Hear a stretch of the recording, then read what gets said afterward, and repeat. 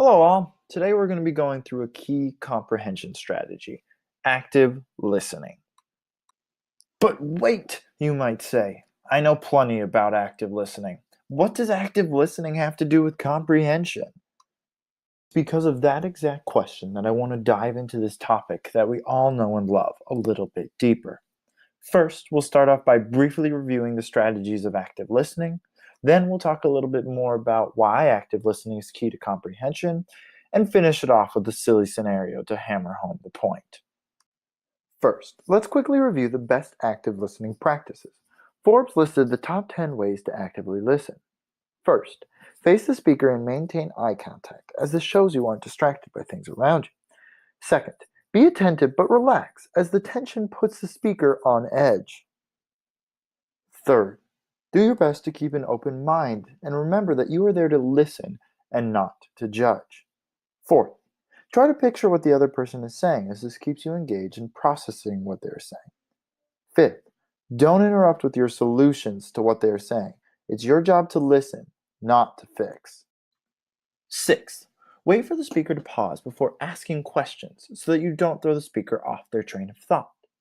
7 goes along with 6 by stating that the questions you ask should be meant to clarify what has already been said. Eighth, try to empathize with the speaker.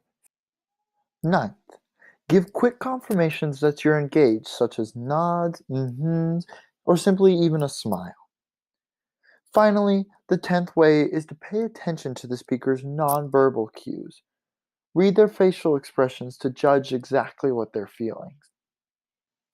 So, how do these active listening strategies help students comprehend the material? Well, during other comprehension strategies, and even just learning in general, students are constantly communicating with each other. And according to some studies, people only retain about 25 to 50% of the material that they're listening to. So, to help combat this, we must help our students practice these active listening strategies. The best way for us to get our students to use them is by demonstrating them ourselves. And then once we have demonstrated them, we must provide them with the same 10 tips that I gave you so that they have concrete tasks they can practice while listening to their peers. With that in mind, let's imagine the scenario and figure out which partnership demonstrates better active listening. Benny and Annika are in social studies class together and they are learning about ancestry. Their teacher has asked them to partner up and share what they know about their own personal ancestry.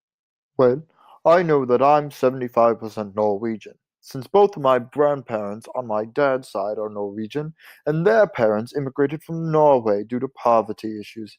Other than that, I know that my grandma on my mom's side is also Norwegian, but my grandpa is Irish.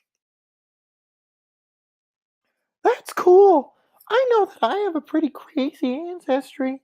My grandpa on my father's side is also from Ireland. Do you know why he immigrated?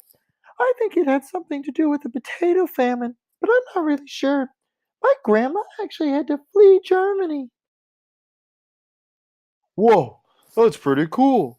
Yeah, she's really awesome and had to flee with her entire family. My grandparents on my mom's side actually met in a hometown in Mexico before coming to US. Do you know where in Mexico? I think it's somewhere near Tijuana. Awesome. So now, which person demonstrated better active listening? Don't answer that. I know you know who did. The more important question is, when did the most comprehension and learning occur? That's when the active listening was being used. So, always demonstrate to your students the importance of active listening and give them the material so that they have concrete ways of figuring out how to actively listen to their peers. And then see the amazing results that happen as students begin to comprehend even more material. If you have any more questions or are more curious about active listening or anything else I've said in these videos, here are the links that you can use to find out more information about active listening and its use in comprehension.